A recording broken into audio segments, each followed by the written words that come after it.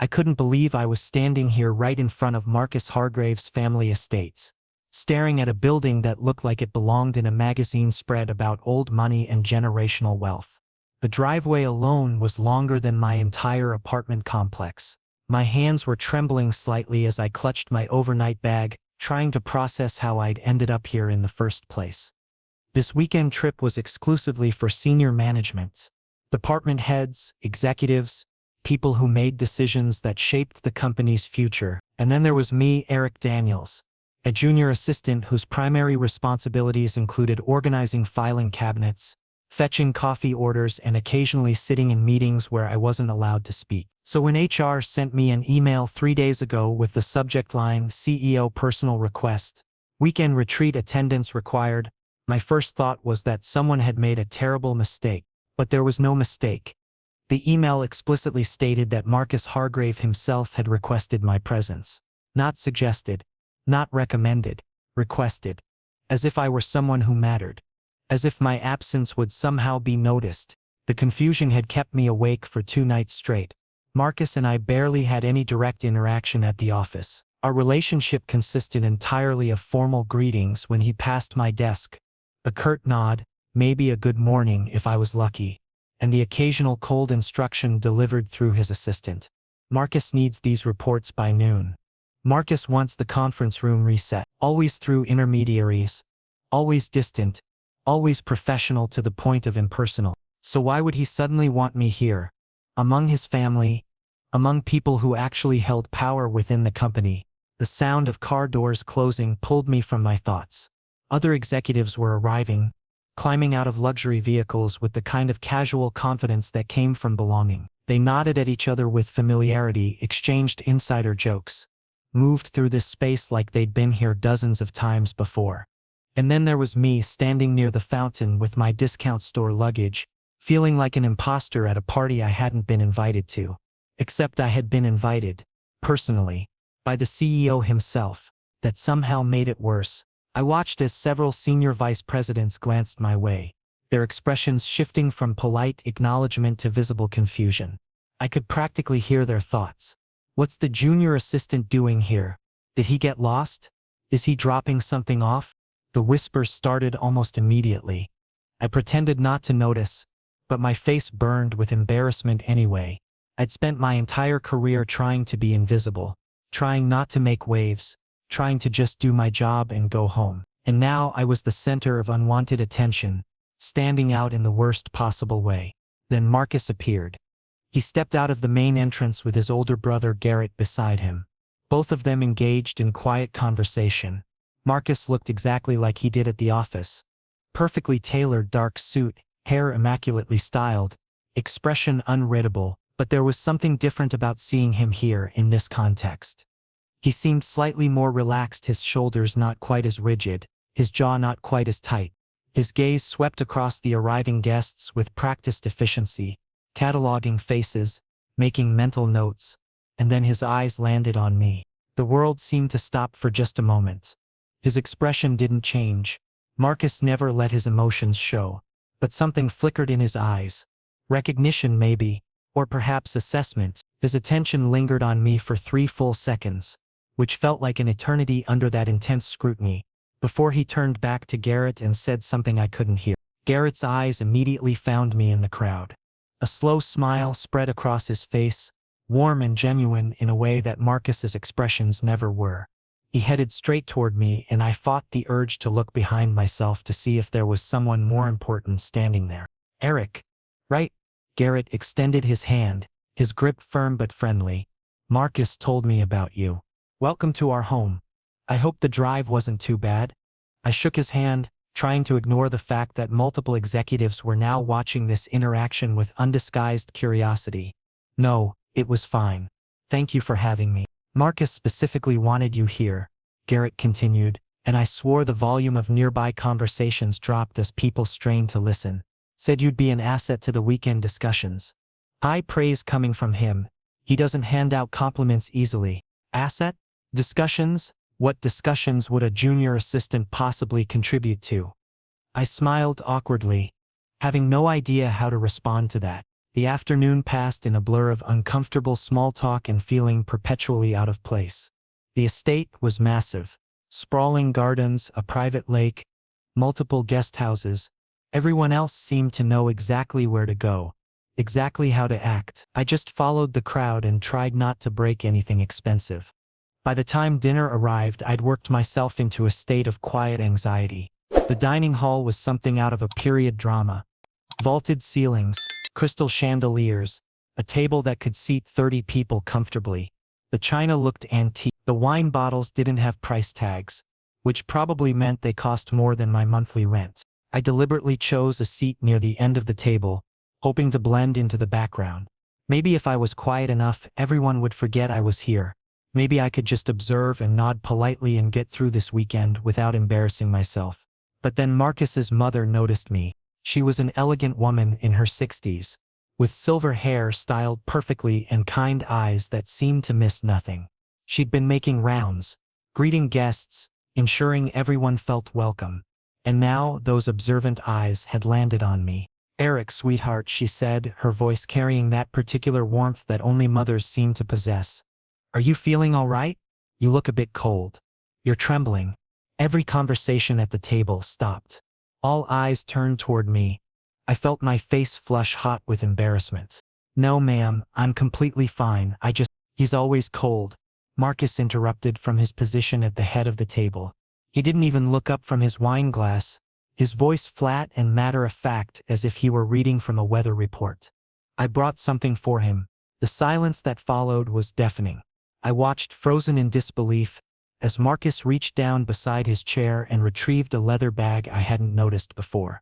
He opened it with deliberate movements, pulled out a neatly folded jacket, clearly expensive, clearly new, and stood up. He walked the length of the table toward me. Every single person watched him move. I couldn't breathe. I couldn't think. All I could do was sit there as the CEO of the company approached with a jacket in his hands. His expression still completely unreadable. Marcus stopped beside my chair and held out the jacket. "Put this on." My hands shook as I took it from him. The fabric was incredibly soft, cashmere, probably, and when I held it close I caught his scent. Cedar and something sharp, something distinctly him, something that made my pulse race for reasons I didn't want to examine too closely. The jacket had been packed deliberately, brought specifically for me. But the question that echoed in my mind as Marcus returned to his seat without another word was the same one I'd been asking since the moment I received that email. Why? Sleep didn't come easily that night. I lay in the guest room bed, which was more comfortable than any bed I'd ever owned, staring at Marcus's jacket where it hung on the back of a chair. He hadn't asked for it back after dinner. Nobody had mentioned it again, but its presence dominated the room like a question I couldn't answer. I kept replaying the moment over and over. The way every executive had watched in stunned silence. The way Garrett had raised his eyebrows in surprise. The way Harper had actually gasped, then quickly tried to cover it with a cough. Most of all, I kept seeing Marcus's face, completely calm, completely controlled, as if giving your junior assistant your personal jacket in front of your entire senior management team was a perfectly normal thing to do. It wasn't normal. Nothing about this was normal. Around 2 in the morning, I finally gave up on sleep and grabbed my phone, scrolling mindlessly through emails I'd already read. That's when I saw the message in the group chat, sent at 6 p.m. yesterday, hours before I'd checked my phone. "Morning hike at 7 a.m. Dress appropriately. No exceptions. Garrett." My stomach dropped. A hike. Of course there would be a hike.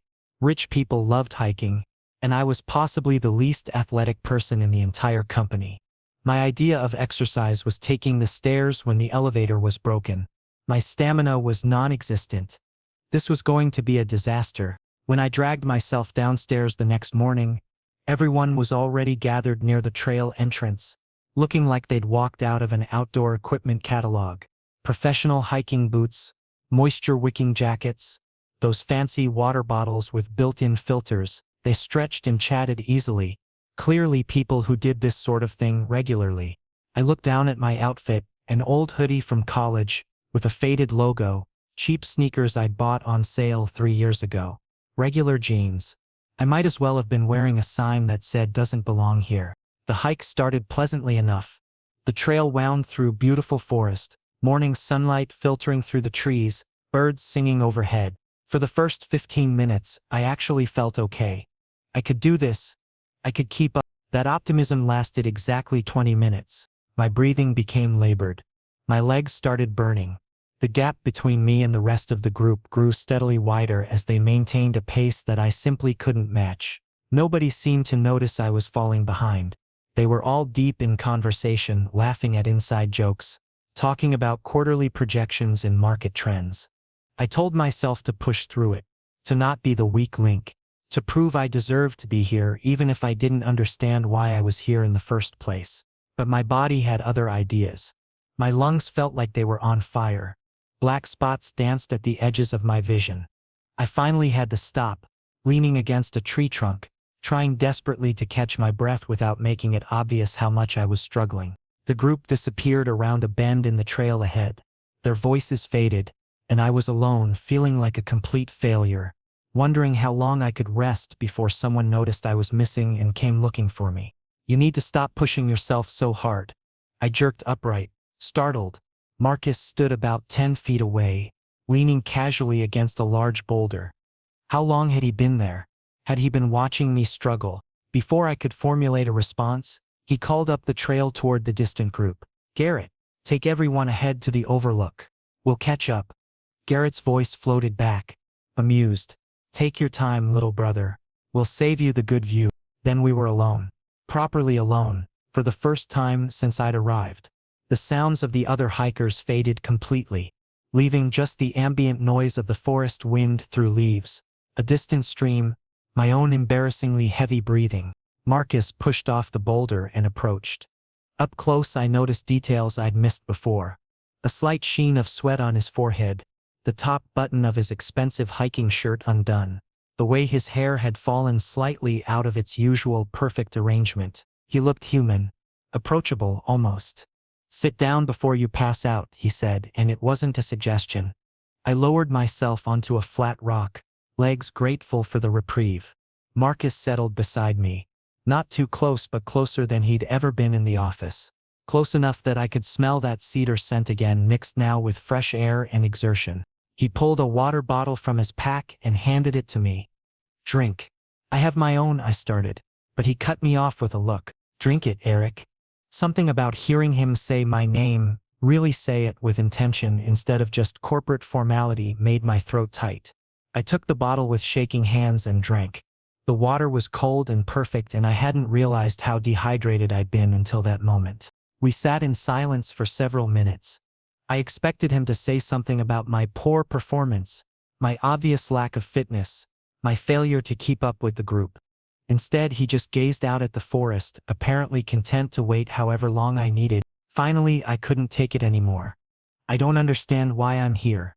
Marcus turned his head slightly, not quite looking at me but acknowledging the question. "Where?" "On this hike? At this whole weekend," I clarified, frustration bleeding into my voice. "This trip was for senior management. I organize files and answer phones. I don't make decisions. I don't even attend the important meetings. So why did you specifically request that I come here? What possible purpose could I serve?" For a long moment he didn't answer. Then he said something that changed everything. "When you're in the office, everything feels less suffocating." I stared at him, certain I'd misheard. "What?" He finally looked at me directly, and there was something vulnerable in his expression that I'd never seen before. "You don't perform for me. You don't try to impress me or manipulate me or position yourself for advancement. You just exist. Honestly. Without agenda. Do you know how rare that is in my world?" My heart was pounding again, but this time it had nothing to do with physical exertion. "I exist honestly because I'm too low-ranking to matter," I said quietly. "You notice me because I'm irrelevant to your power structure." "No." His voice was firm. "I notice you because you're real. Everyone else is playing a part, wearing a mask, calculating every word and gesture. But you? When you're nervous, your hands shake. When you're confused, it shows on your face. When you're trying to help, you actually care about helping, not about what you'll get in return." He stood up and extended his hand toward me. "Come on. We should catch up to the others before Garrett sends a search party." I took his hand, warm, strong, steady, and let him pull me to my feet. But he didn't let go immediately. Instead, he looked at our joined hands for a moment, then back at my face. "We'll go at your pace," Marcus said quietly. "I'll match your speed. We'll get there together." And as we started back up the trail, his hands still wrapped around mine, I realized something terrifying. I was starting to care about Marcus Hargrave in a way that had absolutely nothing to do with corporate hierarchy or professional relationships. This was personal, dangerously personal. The hike eventually ended at a scenic overlook, where Garrett had indeed saved us the good view, which was his way of saying he'd laid out an elaborate picnic spread with actual champagne and artisan cheeses. By the time Marcus and I arrived, walking side by side at my slower pace, the entire group had already settled into comfortable conversation. Several executives glanced at us with barely concealed curiosity. Marcus dropped my hand before we came into full view of the group, creating immediate distance between us, but I could feel the weight of unasked questions hanging in the air anyway. Why had the CEO stayed behind with the junior assistant? What had they talked about during those 40 minutes alone? I couldn't answer those questions. I was still processing everything myself. The rest of the afternoon passed in a strange fog. I participated in the activities: a leisurely walk back down a different trail, lunch on the estate's expansive patio, some free time where most people retreated to their rooms for naps or conference calls. Through it all, I was hyper-aware of Marcus's presence.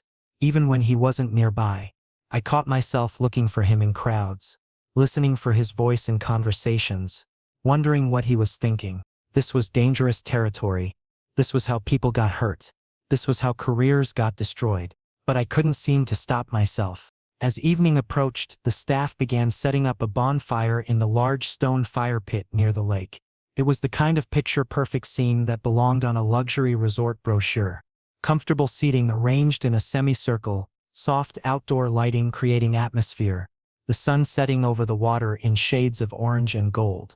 I tried to position myself on the periphery again, my default survival strategy, but Harper spotted me before I could disappear into the background. "Eric," she waved enthusiastically from one of the prime seats near the fire. "Stop being antisocial and get over here." There was no polite way to refuse, especially with multiple people now looking at me expectantly. I made my way over, acutely aware that the empty seat Harper was indicating was directly across from where Marcus sat, nursing what looked like expensive scotch and engaged in quiet discussion with one of the senior vice presidents. The conversation around the fire was easy and warm. Family stories, funny anecdotes from past company events, good-natured ribbing between colleagues who had known each other for years. I mostly listened, occasionally laughing at the right moments, trying to be present without drawing attention to myself. Then Harper, who I was rapidly learning was constitutionally incapable of leaving well enough alone, turned her mischievous attention directly on me.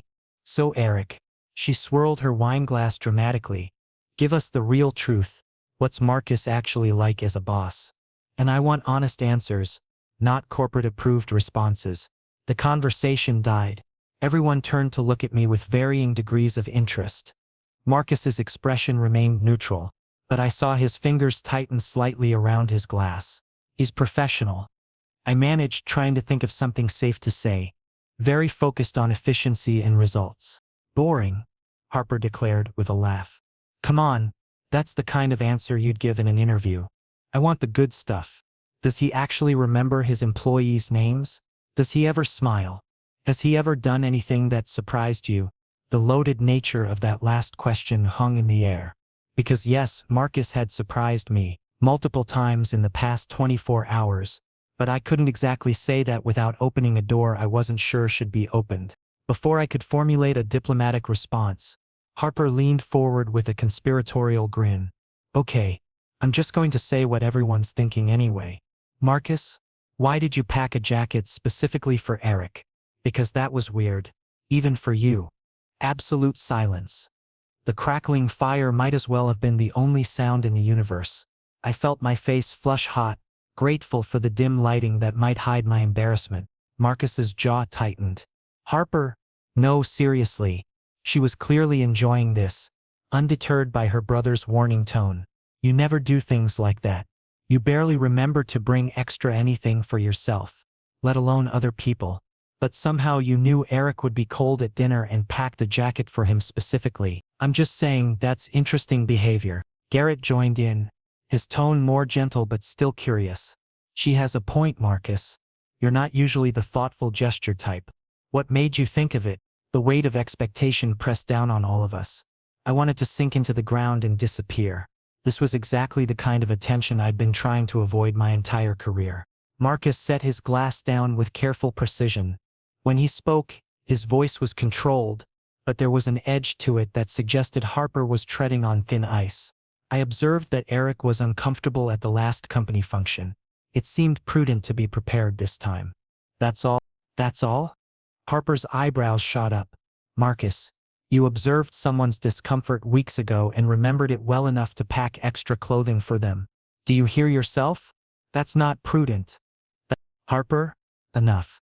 This time Marcus's voice carried real authority, the kind that reminded everyone present that he might be someone's brother, but he was also the CEO of a multi-million-dollar company. Eric is a guest in our home. I won't have him interrogated about workplace dynamics during what's supposed to be a relaxing weekend. The rebuke was gentle by Marcus's standards, but effective. Harper held up her hands in surrender, though her knowing smile suggested she'd gotten exactly the reaction she wanted. The conversation shifted to other topics after that, but the damage was done. I could feel eyes on me throughout the evening, curious, speculative, some perhaps even disapproving. And worst of all, I could feel Marcus not looking at me, deliberately keeping his attention anywhere else, creating distance through sheer force of will. The bonfire eventually wound down as people began retiring to their rooms.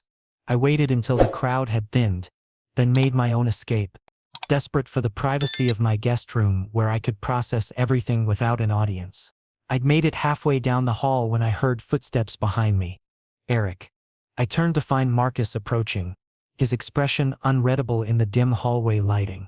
My heart immediately kicked into overdrive. I apologize for Harper, he said without preamble. She means well, but she has no sense of appropriate boundaries. If she made you uncomfortable, she didn't, I interrupted, then wondered if that was true. I mean, it was awkward, but I understand family dynamics. It's fine. It's not fine. Marcus stopped about 3 feet away, maintaining that careful professional distance.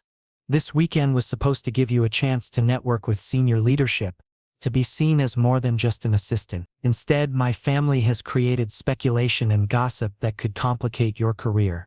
The genuine concern in his voice caught me off guard. Why does my career matter to you?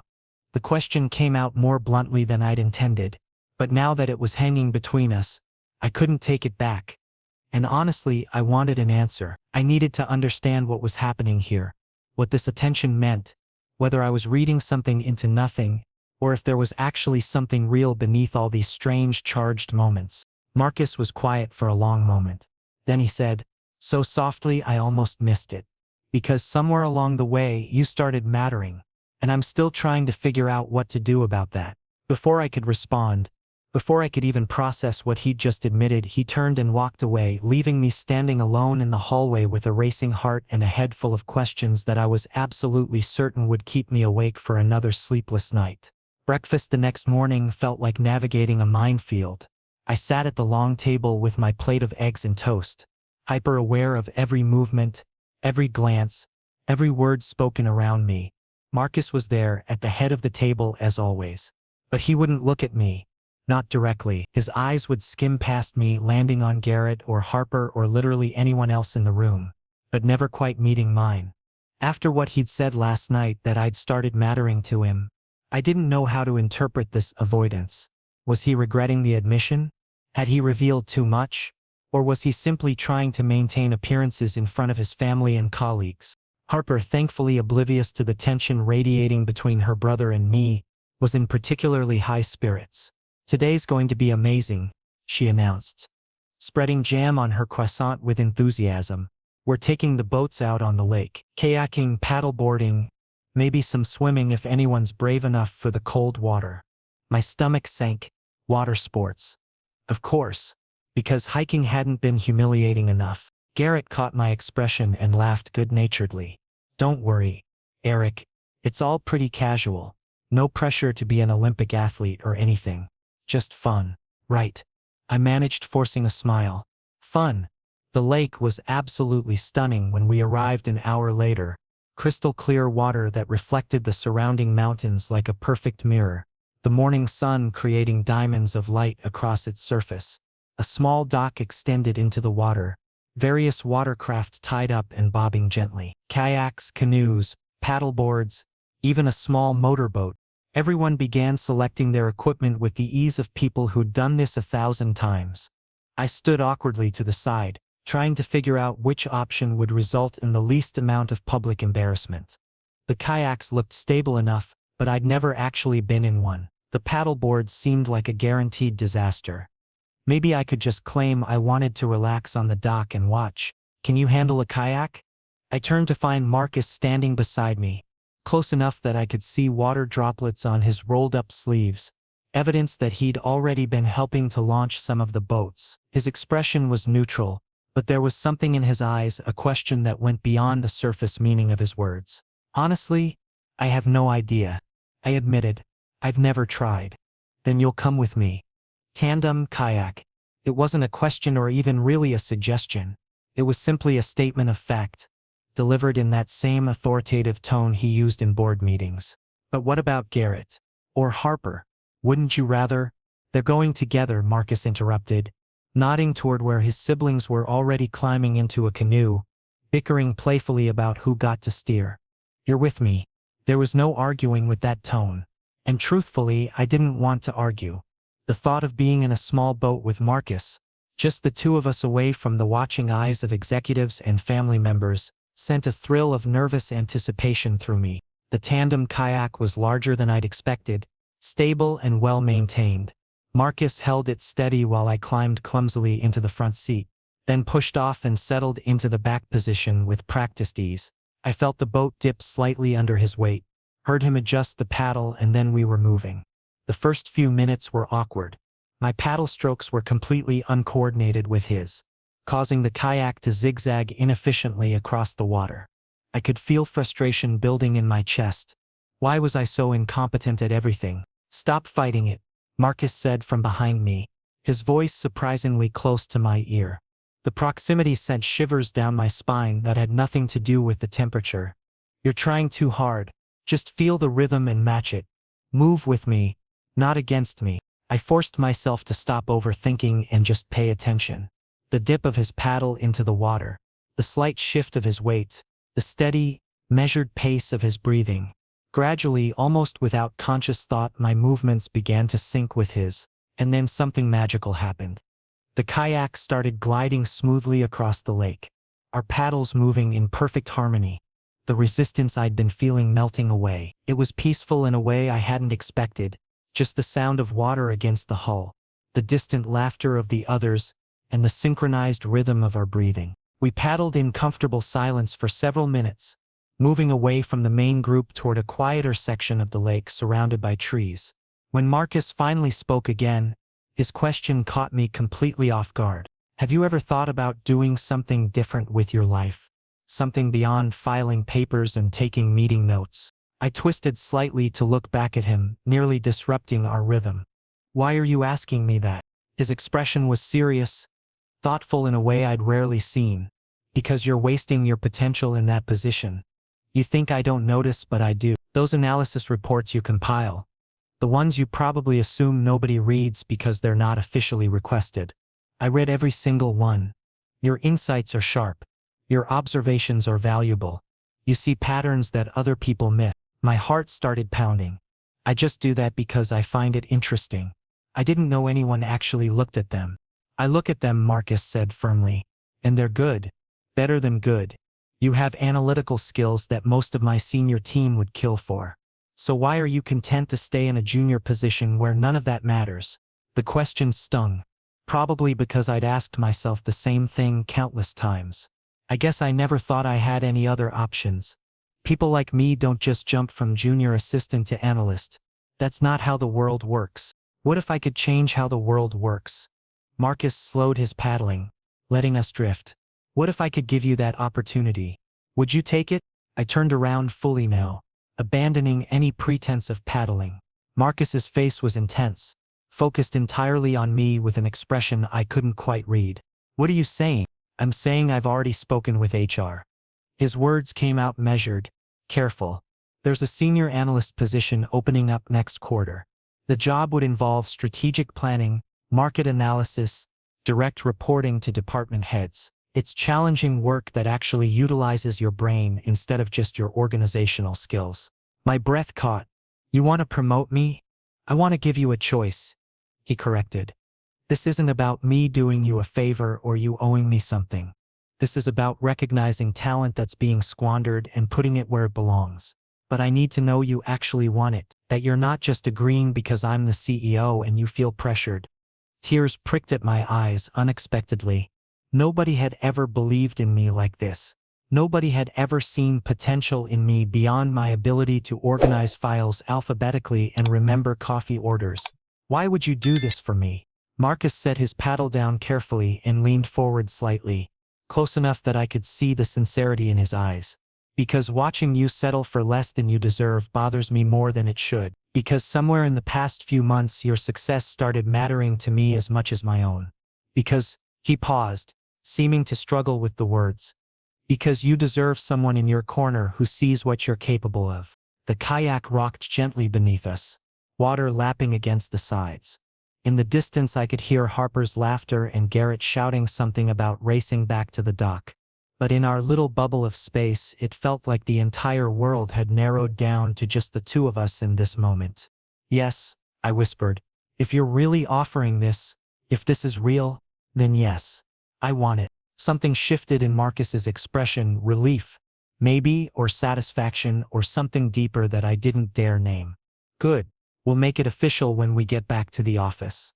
For now," he picked up his paddle again, a small smile playing at the corners of his mouth. "For now, let's see if you can make it back to the dock without tipping us over."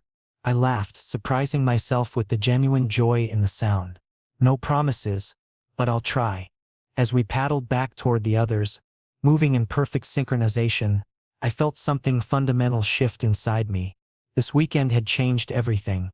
Not just my career prospects, but something deeper, something that scared and excited me in equal measure. Marcus Hargrave had seen me, really seen me, and for the first time in my life I felt like maybe I was worth seeing. The formal dinner that evening was an entirely different atmosphere from the casual meals we'd shared earlier in the weekend. The dining room had been transformed with candles creating pools of warm light, classical music playing softly from hidden speakers, and the table set with what was probably priceless china. Staff moved silently in the background, refilling wine glasses and replacing courses with choreographed precision. I felt completely out of my depth. This wasn't just dinner. This was theater, performance art disguised as a meal. Every fork had a purpose. Every glass was positioned exactly so, and I was terrified of using the wrong utensil, or committing some social faux pas that would mark me as the intruder I clearly was. To my surprise and mounting anxiety, Marcus's mother had insisted I sit directly to her right, with Marcus on her left. It positioned me as someone important, someone worthy of the matriarch's attention, but it also meant I was on display, under observation, expected to make conversation with someone whose world was so far removed from mine, that we might as well be from different planets. "Eric, sweetheart." Her voice was warm, genuinely interested rather than merely polite. "You've been rather quiet this evening. I'd love to hear more about you. Tell me about your family, your background. What brought you to work for Marcus's company?" I took a careful sip of water, buying myself a moment to formulate an answer that wouldn't sound completely pathetic. "My family's pretty ordinary, honestly. Middle class, Midwest upbringing. My dad's a high school teacher. My mom works in retail. I got my business degree through a combination of scholarships and student loans. I'm still paying off. The job at Marcus's company was my first real opportunity after graduation." "And what are your dreams?" she asked, leaning forward slightly. "Where do you see yourself in 5 years, 10 years?" It was such a standard interview question, but the way she asked it with genuine curiosity rather than judgment made me actually think about my answer instead of just reciting something rehearsed. "I'm not entirely sure anymore," I admitted. "I thought I knew when I graduated. I had this whole plan mapped out, But life has a way of surprising you. Opportunities appear that you never expected. People enter your life who change your perspective. Something flickered across her face, understanding perhaps, or knowing. She reached over and patted my hand gently. You're quite genuine, Eric. That's refreshing. So many of the people in Marcus's professional circle are constantly performing, constantly calculating their next move. But you, she smiled, you're just authentically yourself. That's a rare quality. Marcus chose well, she added softly, almost as an afterthought. The phrase caught me off guard. Chose? I'm sorry, I don't understand what you mean. Her smile turned mysterious, the kind of expression that suggested she knew far more than she was saying.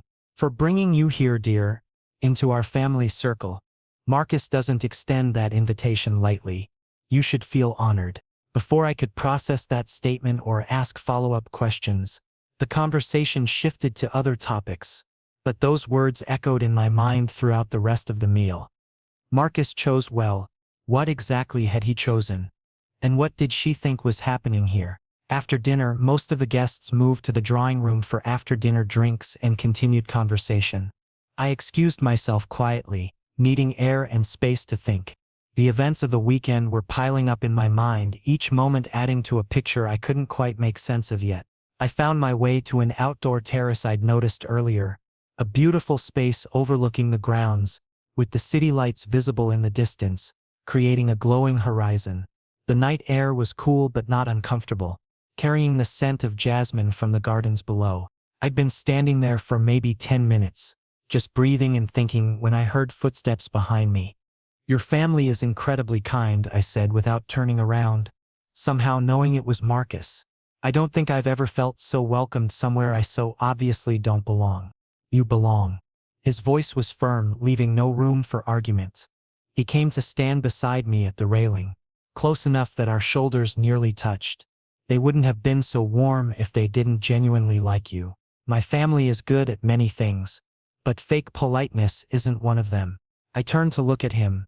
In the soft lighting from the terrace lamps, his features seemed softer somehow, less severe than the corporate mask he wore at the office. Is that supposed to make me feel less like an imposter?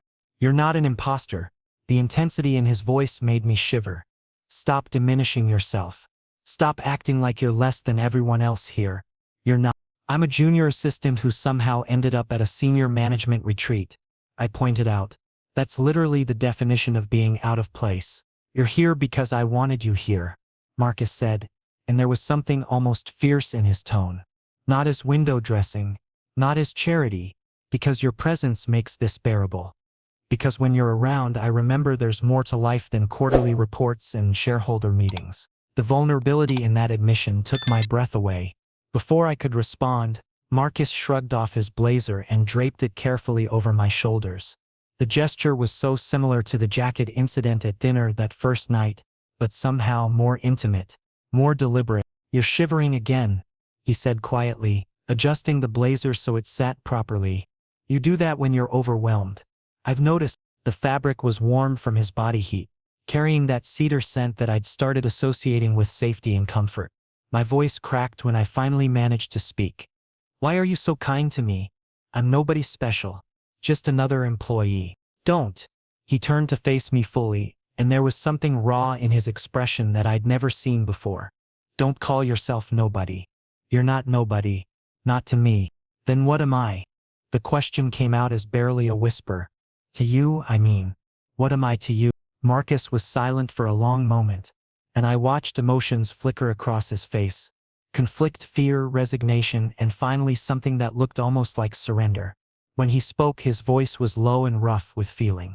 Before you, I was just going through motions, playing a role I'd been trained for since childhood.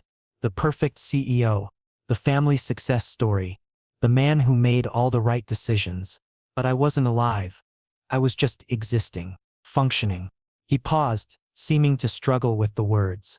Then I noticed you one day in a meeting. You were taking notes, concentrating so hard on getting everything right, and you had this expression completely focused, completely genuine. No pretense, no agenda, just you honestly trying to do good work. He reached up and touched my face, his hand gentle against my cheek. That's when something cracked open inside me. This tiny fissure in the armor I'd spent years building. And every time I saw you after that, the crack got wider. Your nervous smile when I'd say good morning. The way you'd bite your lip when you were thinking. How you'd get excited about little things. A perfectly organized file system. A well-formatted report. You reminded me what it felt like to be human. Tears were streaming down my face now, but I couldn't stop them. Marcus, you made me remember what it's like to feel. He continued, his thumb brushing away one of my tears. What it's like to care about someone beyond professional necessity. What it's like to want to protect someone, to see them succeed, to just be near them. I couldn't breathe, couldn't think, could only stare at him in wonder and terror and hope. I feel it too, I managed to choke out. I thought I was losing my mind reading too much into every interaction. But I feel it too. This pull toward you, this need to be near you that has nothing to do with work, hierarchies, or professional relationships. Marcus's hand moved from my cheek to the back of my neck, his fingers threading through my hair. Then stay, he whispered. Stop thinking about what makes sense or what's appropriate or what other people will think. Just stay with me. Not as my employee, as someone I need in my life. For how long? I asked, barely daring to hope. His answer was simple, direct, devastating in its honesty. As long as you'll have me. And standing there on that terrace, wrapped in his blazer, his hand in my hair and his eyes locked on mine, I finally let myself believe that maybe, just maybe, this impossible thing between us might actually be real. The last morning of the trip arrived too quickly. I woke before my alarm, that sick feeling of impending ending settling in my stomach. In a few hours we'd all be loading into cars and heading back to reality. Back to the office with its rigid hierarchies and professional boundaries. Back to a world where CEOs didn't give personal blazers to junior assistants, and whatever this was between Marcus and me would have to hide behind closed doors and coded glances. I was packing my bag with methodical precision, folding clothes that didn't need to be folded just to give my hands something to do. When someone knocked softly on my door, my heart jumped immediately. I'd learned that particular rhythm of knocking over the past few days. It's open, I called out, trying to sound calmer than I felt. Marcus entered and closed the door behind him with careful deliberation. He looked different this morning, still impeccably dressed, but there was tension in his shoulders, uncertainty in his eyes. He stood just inside the door, not advancing further, and the careful distance felt like a chasm. We need to talk, he said finally. Before we leave. Before everything goes back to normal. Normal. The word felt like a death sentence. Okay, I managed, setting down the shirt I'd been pretending to fold.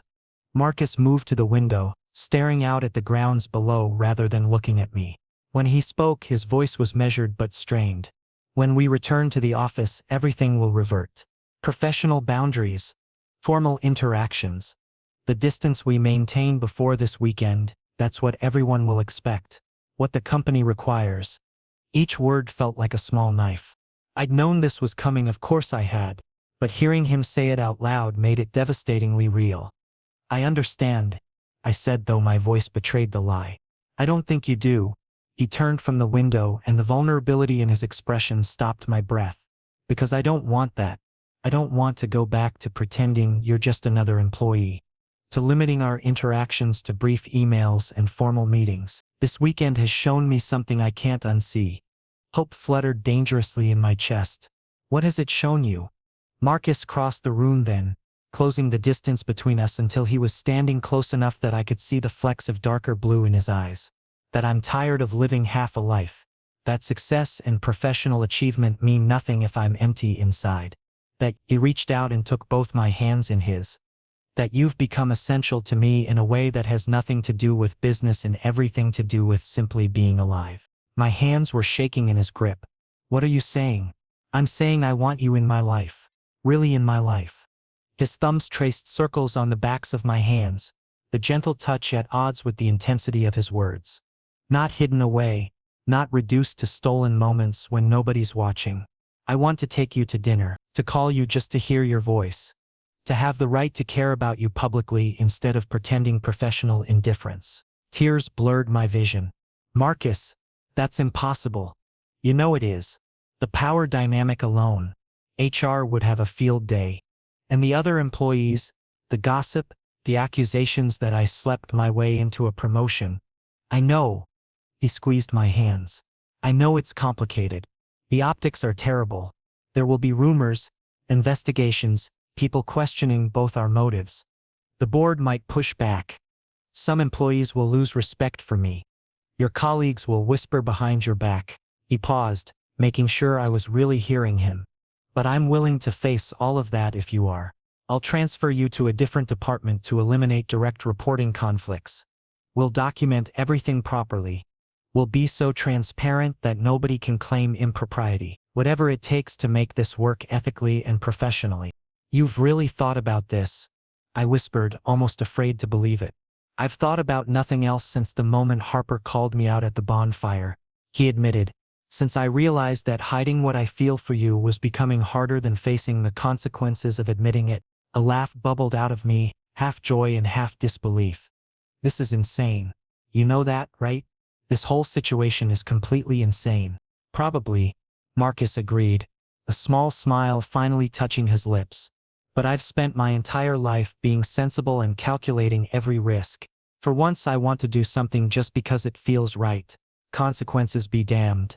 I pulled one hand free and reached up to touch his face, feeling the slight stubble on his jaw, the warmth of his skin. I'm already yours, I said softly. I think I have been since that first dinner when you handed me your jacket in front of everyone. Maybe even before that, in all those moments I thought I was invisible, but you were seeing me anyway. Marcus closed his eyes briefly, leaning into my touch like a man starving for affection. When he opened them again, they were bright with unshed tears. I don't deserve you. Probably not. I agreed and was rewarded with a surprised laugh. But you're stuck with me anyway.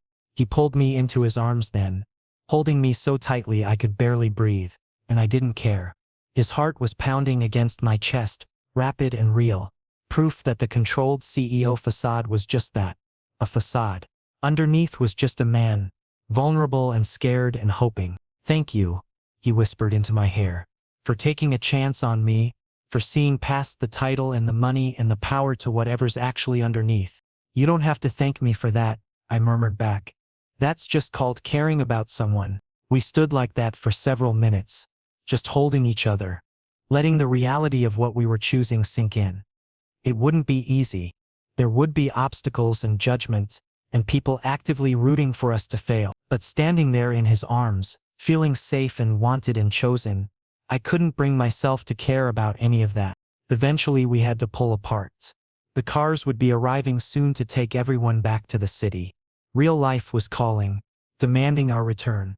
But as we gathered my bags and headed downstairs together, Marcus kept his hand on the small of my back, a subtle touch that somehow felt like a declaration. In the circular driveway, Harper was already waiting by one of the cars, grinning like she'd won the lottery. When she saw us approaching together, she actually squealed. I knew it. I absolutely knew it. Garrett owes me $50. Marcus rolled his eyes but didn't move his hand from my back. Try to contain yourself, Harper. Not a chance. Big brother. She winked at me conspiratorially. Take care of him, Eric.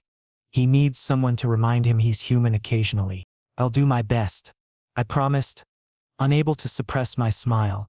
As we climbed into the car, Marcus's car with just the two of us and a driver separated by privacy glass, I felt his hand find mine, fingers interlacing.